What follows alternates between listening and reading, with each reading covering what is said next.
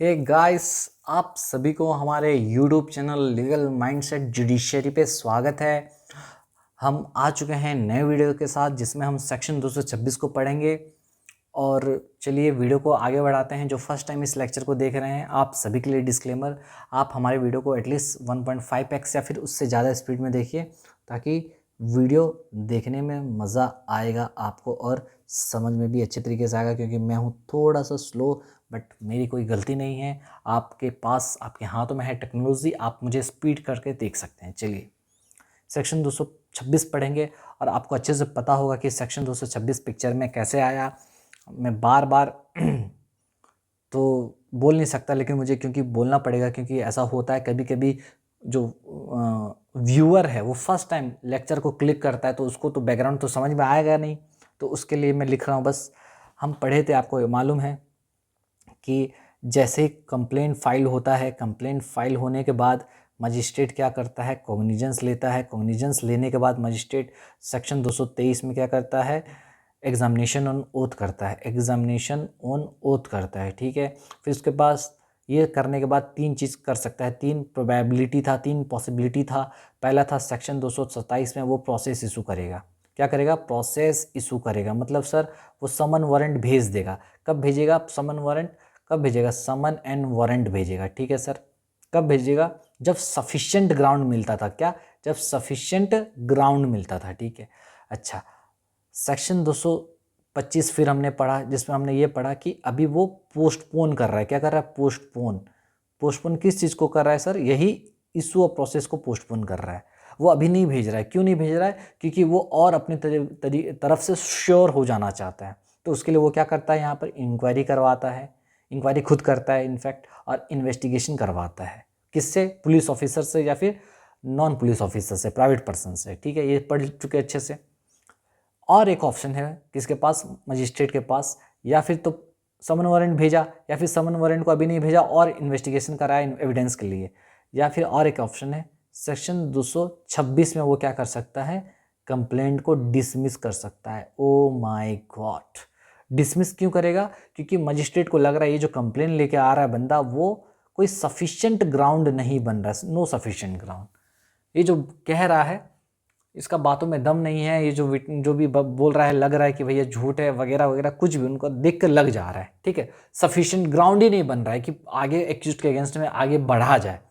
तो आपको याद रखने के लिए देखिए, क्योंकि देखिए हर चीज़ का एग्जामिनेशन पास करना आपका प्रायोरिटी होना चाहिए, है ना। क्योंकि अब हर चीज़ में डिटेल में अंदर जाएंगे तो फिर वो ख़त्म होगा नहीं। मैं बता रहा हूँ, क्योंकि लॉ इतना बड़ा सब्जेक्ट है ना। मैं आपको क्या बताऊँ, मैं खुद ऐसा स्टूडेंट रहा हूँ, क्योंकि मैं मतलब जब पढ़ता था कोई भी चीज़ को तो बहुत डेप्थ में चला जाता था। तो उसका एक डीमेरिट ये होता है कि आप इतने डेप्थ में चले जाते हो तो फिर आपको बाकी चीज़ को कवर करने में दिक्कत होता है। तो आप बस, मैं जितना आपको बता रहा हूँ उतना याद रखिए कि 227 में सफिशिएंट ग्राउंड मिल रहा है तो ही वो प्रोसीड कर रहा है। 226 में सफिशिएंट ग्राउंड नहीं मिल रहा है तो मजिस्ट्रेट डिसमिस कर दे रहा है किस चीज़ को, कंप्लेंट को। सफिशिएंट ग्राउंड उसको नहीं मिल रहा है, ठीक है। उसको लगा कि हाँ, जैसा हमारा वाला एग्जाम्पल में चीटिंग का केस आया था, मजिस्ट्रेट को लगेगा कि लोन फेक कंप्लेंट दे रहे हैं, ज़बरदस्ती केस फंसाने के लिए कर रहे हैं। मजिस्ट्रेट को लग गया एग्जामिनेशन करने के बाद। तो याद रखो, तो डिसमिस भी कर रहा है, यानी 223 होने के बाद ही तो ये सारा चीज़ हो रहा है। हाँ सर, सही बोले, समझे। तो आज वही हम 226 पढ़ेंगे, ठीक है, डिसमिसल ऑफ कंप्लेंट। तो चलिए देखिए, देखिए क्या बोलता है। इफ़ आफ्टर, इसको जल्दी खत्म करने का कोशिश करेंगे 20 मिनट के अंदर। इफ़ आफ्टर सेक्शन 223 एंड 225, 223 पढ़े एग्जामिनेशन ऑन ओथ, हाँ सर। 225 पढ़े, हाँ सर, अभी पढ़े थे, पोस्टपोनमेंट ऑफ इशू प्रोसेस, हाँ। तो बोल रहा है 223 खत्म होने के बाद या फिर 225 होने के बाद magistrate is of the opinion that, मतलब ये कहना ये चाहता है कि डिसमिसल ऑफ कंप्लेंट दो स्टेज के बाद हो सकता है, या फिर मजिस्ट्रेट 223 के बाद डिसमिस कर सकता है या फिर 225 के बाद भी डिसमिस कर सकता है। मुझे बताओ, कोई बताएगा 225 के पास डिसमिस कैसे होगा? मुझे बताओ। बोल रहा है कि 223 के बाद डिसमिसल हो सकता है या फिर 225 के बाद डिसमिसल हो सकता है कंप्लेंट का, कैसे होगा? अरे मेरे भाई, 223 में कैसे होगा? जैसे आपने एग्जामिनेशन और नोट किया, आपको समझ में आ गया कि कोई ग्राउंड मिल ही नहीं रहा है, ज़बरदस्ती का लोन केस लेके आए हैं, ये जो कंप्लेंट लेके आए हैं ये है सिविल नेचर का केस, मेरे पास लेके आ गए हैं, तो आपने क्या किया, आपने डिसमिस कर दिया। क्या किया आपने, डिसमिस कर दिया। ठीक है, ठीक है, समझ में आया। तो 223 करने के बाद डिसमिस कर दिए। मान लो आप केस आपके पास आ गया, आपने एग्जामिनेशन भी कर लिया, लेकिन आप क्या किए और अपनी तरफ से और श्योर हो जाना चाहते थे, तो 225 में आपने क्या किया, प्रोसेस को पोस्टपोन कर दिया, यानी और इंक्वायरी कराया और इन्वेस्टिगेशन कराया। तो इंक्वायरी इन्वेस्टिगेशन करने के बाद फिर से पता चला अरे भाई कोई ग्राउंड है ही नहीं, नो ग्राउंड एग्जिस्ट, तो उस केस में क्या करोगे, फिर से आप क्या करोगे, डिसमिस कर दोगे। यानी डिसमिसल दो ही स्टेज के बाद हो सकता है, या फिर 223 करने के बाद या फिर 225 करने के बाद। समझ में आया, वही चीज़ मैं कह रहा हूँ। ठीक है, चलिए इसको डिलीट करता हूँ। तो फिर से देखिए बोल रहा है कि 223 करने के बाद या फिर 225 होने के बाद मजिस्ट्रेट अगर का ओपिनियन उसको लगता है नो ग्राउंड, क्या मजिस्ट्रेट को क्या लग रहा है भैया, this is no sufficient ground, no sufficient ground for proceeding, कोई प्रोसीड करने के लिए कोई सफिशिएंट ग्राउंड नहीं बन रहा है, मतलब this is no sufficient ground for issuing process issue करने के लिए कोई ग्राउंड नहीं बन रहा है, तो मजिस्ट्रेट क्या करेगा, शैल डिसमिस द कंप्लेंट। क्या करेगा, मजिस्ट्रेट कंप्लेंट को डिसमिस कर देगा with a speaking order. Sir speaking order मतलब, स्पीकिंग ऑर्डर का मतलब होता है रीजन लिखेगा कि क्यों डिसमिस कर रहा है, उसका रीजन लिखेगा। ठीक है, स्पीकिंग ऑर्डर मतलब लिखेगा रीजन कि क्यों वो डिसमिस किया कंप्लेंट को। ठीक है, तो समझ में आया, फिर से बोलो, सेक्शन 225 होने के बाद या फिर सेक्शन 223 होने के बाद मजिस्ट्रेट को लगता है कि कोई ग्राउंड नहीं बन रहा है एक्यूज्ड के अगेंस्ट में, तो मजिस्ट्रेट कंप्लेंट को डिसमिस कर देगा स्पीकिंग ऑर्डर के साथ। The use of the word shall is indicative that in such cases it is mandatory for the magistrate to dismiss the complaint. यहाँ पर वर्ड शैल यूज हुआ है, बेयर एक्ट में देखोगे तो इसका मतलब यह है कि शैल वर्ड यूज हुआ है, इसका मतलब मजिस्ट्रेट के लिए मैंडेटरी हो जाता है, वो कंप्लेंट को डिसमिस करेगा ही करेगा। ठीक है, अगर ग्राउंड नहीं मिला तो। ठीक है, अब Reliance for dismissal can be placed on. ठीक है, अब डिसमिसल जो करेंगे, अभी बताया था मैं, 223 करने के बाद आप किस तरीके से डिसमिसल कर सकते हो। 223 में एग्जामिनेशन आपने किया तो पता चला भैया को ग्राउंड बन ही नहीं रहा है, तो आपने डिसमिसल कर दिया है।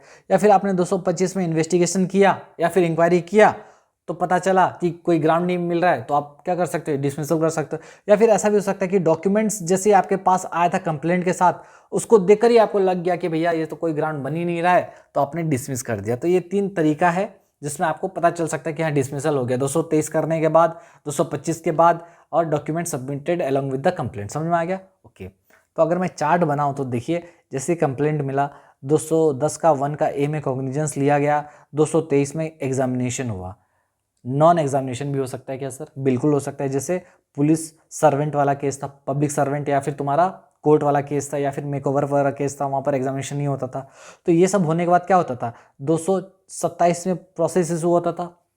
ठीक है, 225 में हम क्या करते थे, इन्वेस्टिगेशन कराते थे, या फिर 226 में कंप्लेंट डिसमिस होता था। तो ये एक केस है जहाँ पर कंप्लेंट डिसमिस हो रहा है। ठीक है, ये केस है जहाँ पर कंप्लेंट डिसमिस हो रहा है। या फिर 225 करने के बाद पता चला कोई ग्राउंड नहीं बना, तो यहाँ पर भी डिसमिस हो गया। समझ में आया, ओके सर, ठीक है। यानी डिसमिसल 223 के तो 223 के बाद भी हो सकता है और 225 के बाद भी हो सकता है। ठीक है, चलिए अब कुछ क्वेश्चन है, बस यहीं पर था, डायरेक्ट खत्म यहीं पर। बस एक क्वेश्चन, कुछ क्वेश्चन है, लिख लीजिए, एग्जाम के लिए इंपॉर्टेंट है इसको। जैसे bad ground for dismissal, dismissal आपने अगर कर दिया किसका, कंप्लेंट का, तो कौन कौन सा ग्राउंड को हम लोग बोलेंगे कि it is a bad ground for dismissal. आपने जो कंप्लेंट का डिसमिसल किया है, डिसमिस कर दिया कंप्लेंट को, आपने बैड ग्राउंड पे किया, कौन कौन सा एग्जाम्पल है, आइए समझते हैं। कब कब मानेंगे कि हमने बैड ग्राउंड पे डिसमिसल किया है कंप्लेंट का। तो बोल रहा है the fact that the accused is not known. ठीक है, एक्यूज्ड तो हम एक्यूज्ड को तो जानते ही नहीं है, और आपने क्या कर दिया, कंप्लेंट को डिसमिसल कर दिया। ठीक है, और क्योंकि पता है आपको कंप्लेंट का डेफिनेशन में लिखा है कि एक्यूज्ड नोन हो अननोन हो फर्क नहीं पड़ता, कंप्लेंट किसी के भी अगेंस्ट में हो सकता है। तो यहाँ पर क्योंकि एक्यूज्ड के बारे में पता ही नहीं था कंप्लेनेंट को, तो मजिस्ट्रेट साहब ने क्या किया, डिसमिस कर दिया। तो ऐसा थोड़ी चलता है भाई, नहीं चलता। The complaint will create ill feelings between the parties. Complaint करने से पार्टीज के बीच में इल फीलिंग्स आएगा, ये क्या मतलब हुआ, delay in filing the complaint, ठीक है। तो बोला delay in filing the complaint. Here the magistrate can apply his judicial mind before taking cognizance, but cannot dismiss the complaint once the cognizance has been taken.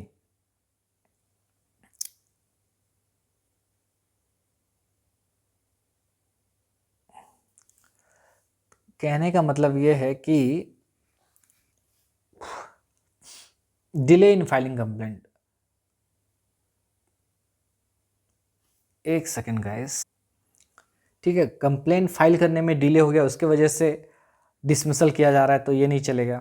Complaint can not be dismissed on the bad motive of the complainant, जो complainant है उसके bad motive, complaint can not be dismissed on the bad motive of the complainant, ठीक है। Magistrate साहब इसीलिए dismiss कर दे रहे हैं क्योंकि कंप्लेनेंट का बैड मोटिव है, फंसाना चाहता है। अरे भाई, कंप्लेनेंट का काम है कंप्लेन देना, तो आप उस तरीके से लो ना, आप उसका क्या मोटिव देखने जाओगे क्या? वही तो बोल रहा है कि complaint can not be dismiss, नहीं किया जा सकता, आप कंप्लेंट को डिसमिस नहीं कर सकते बैड मोटिव के ग्राउंड पर, ठीक है। तो ये है बैड ग्राउंड्स। अच्छा, और याद रखिएगा ये जो डिसमिसल हम कर रहे हैं 226 में जो डिसमिसल हो रहा है ये पोस्ट कॉग्निजेंस स्टेज है। क्या है? Post cognizance stage. कॉग्निजेंस लेने के बाद हो रहा है ऑब्वियसली, क्योंकि कॉग्निजेंस लेने जैसे ही आपने एग्जामिनेशन का ऑर्डर दिया तो ही तो कॉग्निजेंस आपने ले लिया, इसका मतलब। तो डिसमिसल जो 226 में हो रहा है वो हमेशा क्या है? पोस्ट कॉग्निजेंस स्टेज है, याद रखिएगा। अच्छा, कौन कौन सा गुड ग्राउंड है डिसमिसल का? कब मानेंगे कि मजिस्ट्रेट ने जो डिसमिस किया है कंप्लेंट ये अच्छे ग्राउंड पे किया है?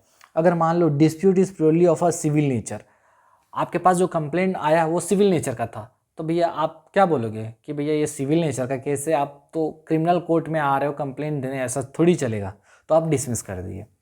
The complainant has committed the default in appearance in proceeding under chapter without justification. क्या बोल रहा है कि अब देखो कंप्लेनेंट ही कंप्लेंट दिया है और खुद नहीं आ रहा है। अरे भाई, तुम खुद कंप्लेंट दिए हो, खुद नहीं आ रहे हो और बिना जस्टिफाई किए हुए, तो कंप्लेंट डिसमिस कर ही देगा। समझ रहे हो कि नहीं? खुद कंप्लेंट दिए हो, खुद ही नहीं आ रहे हो, तो ऐसा थोड़ी चलेगा, नहीं चलेगा, तो आप अपीयर नहीं हो रहे हो। Lack of sufficient evidence to support the complaint, ठीक है, कंप्लेंट को सपोर्ट समझे। अब मान लो कंप्लेंट जो आपने दिया है उसके सपोर्ट में आप ज़्यादा एविडेंस दिए नहीं, सफिशिएंट एविडेंस नहीं दिए, तो मजिस्ट्रेट को लग नहीं रहा है, तो उस केस में आपको क्या कर देगा? डिसमिस कर देगा। तो लेक ऑफ सफिशिएंट एविडेंस, समझ में आया? तो ये 3 ग्राउंड पे अगर डिसमिस करता है तो हम बोलेंगे कि हाँ मजिस्ट्रेट सही ग्राउंड पे किया है, लेकिन ये इस ग्राउंड पे करेगा तो हम लोग बोलेंगे कि बैड ग्राउंड पे डिसमिसल हुआ है। अच्छा सर, अगर मुझे बताइए, अगर मान लो डिसमिसल अगर कर दिया कंप्लेंट, कौन? मजिस्ट्रेट हमारा कंप्लेंट को डिसमिस कर दिया, तो हम क्या कर सकते हैं सर उस केस में? तो भैया आप रिवीजन कर सकते हो 440 में या फिर 442 में। 440 में कोर्ट ऑफ सेशन रिवीजन करेगा और 442 में हाई कोर्ट के द्वारा कर सकता है। तो अप्लाई कर सकते हो रिवीजन के लिए, आप अप्लाई कर सकते हो रिवीजन के लिए, एप्लीकेशन डाल सकते हो। 440 में कोर्ट ऑफ सेशन करेगा, 442 में हाई कोर्ट करेगा। Filing of second complaint if the magistrate had dismissed the complaint on illogical or absurd ground, even on the basis of same facts circumstances, a subsequent complaint of the same magistrate is not barred। तो बोला क्या second complaint file कर सकते हैं क्या? बिल्कुल कर सकते हो, लेकिन तभी कर सकते हो जब तुम्हारा पहला कंप्लेंट को मजिस्ट्रेट ने बहुत ही इलॉजिक तरीके से डील किया था और एब्सर्ड ग्राउंड पे क्या कर दिया था? आपका डिसमिस कर दिया था। तो उस केस में आप क्या कर सकते हो? सब्सिक्वेंट कंप्लेंट फाइल कर सकते हो, ठीक है। अच्छा, एक केस है प्रमाथनाथ तालुकदार वर्सेस सरोज रंजन सरकार का, जिसमें क्या बोला गया देखो, इसमें बोला गया if the first complaint was dismiss under section 203 CrPC, ये 203 हुआ करता था सीआरपीसी का, 226 जो है अभी, कि अगर मान लो पहला कंप्लेंट डिसमिस हो जा रहा है, ठीक है, पहला कंप्लेंट डिसमिस हो गया, then it has to be examined, अभी 226 है बीएनएसएस का, ठीक है, then it has to be examined whether the earlier complaint was dismiss on the merits और not.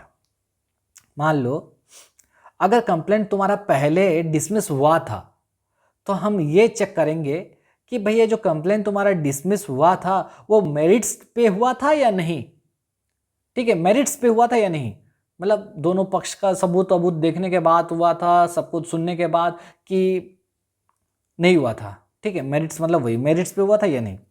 If complaint was dismissed on merits, अगर merits पे हुआ था दोनों पक्ष को सुनने के बाद सब कुछ करने के बाद तो ठीक है, second complaint will not be allowed, नहीं अलाउ होगा unless some new facts have come to the light, जब तक कोई नया फैक्ट्स ना आ जाए। तो अगर मेरिट्स पे हुआ था, कुछ प्रॉब्लम नहीं है तो नहीं होगा, सेकंड कंप्लेंट आप फाइल नहीं कर सकते। अगर मेरिट्स पे नहीं, मेरिट्स पे अगर हो गया था तो सेकंड कंप्लेंट फाइल नहीं करोगे, मेरिट्स पे अगर नहीं हुआ था तो फाइल कर सकते हो। इसका मतलब a complaint may be dismissed under section 227 का 4। सर 227 का 4 क्या बोलता है? अरे भूल गए क्या? Processing fee. हाँ, प्रोसेसिंग फी। अगर आपने प्रोसेस फीस जमा नहीं किया, प्रोसेसिंग नहीं सर, प्रोसेस फी मतलब समन वारंट भेजने का फी देना पड़ता है, याद है कि नहीं? तो अगर आपने समन वारंट भेजने का फी नहीं जमा करा है, वो भी रीजनेबल टाइम के अंदर, तो उस केस में आपका कंप्लेंट क्या हो जाता था? डिसमिस हो जाता था। तो वही चीज है, समझ में आया? ओके। पूनम चंद जैन वर्सेस फजरू का केस है, इसमें आप देख लीजिएगा, इसमें ये बोला गया है कि सेकंड कंप्लेंट आप कब आप पर आपका सेकंड कंप्लेंट कब अलाउ किया जा सकता है। एक बार पढ़ लीजिएगा, इसमें कुछ है नहीं, इसमें बस रटने का चीज़ है। डायरेक्ट तो पढ़ा दिया हूँ, बस इसको एक बार रीड मार लीजिएगा क्या क्या लिखा है, बस एक बार पढ़ लेता हूँ। देखिए, the earlier complaint was dismissed without examining the relevant material before the magistrate. The earlier complaint was dismissed by the magistrate upon misunderstanding of the nature of the complainant. Okay, जो इंपॉर्टेंट पॉइंट्स उसको highlight कर देते हैं बस।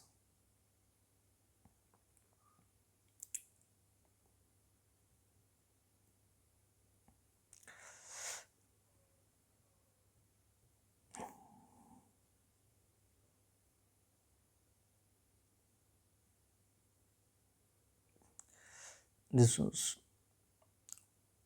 Without examining the relevant material, बिना relevant material का examination करके उसको डिसमिस कर लिया गया था। दूसरा, misunderstanding of the nature of complaint, complaint का नेचर को मिसअंडरस्टैंड करके क्या कर लिया गया था? डिसमिस कर लिया गया था, तो सेकंड कंप्लेंट अलाउ कर देंगे।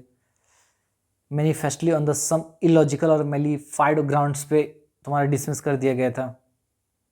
जुडिशियल माइंड बिना अप्लाई करके डिसमिस कर दिया गया था। डिसमिसल किया गया लेकिन कोई स्पीकिंग ऑर्डर नहीं लिखा गया, रीजन नहीं दिया गया।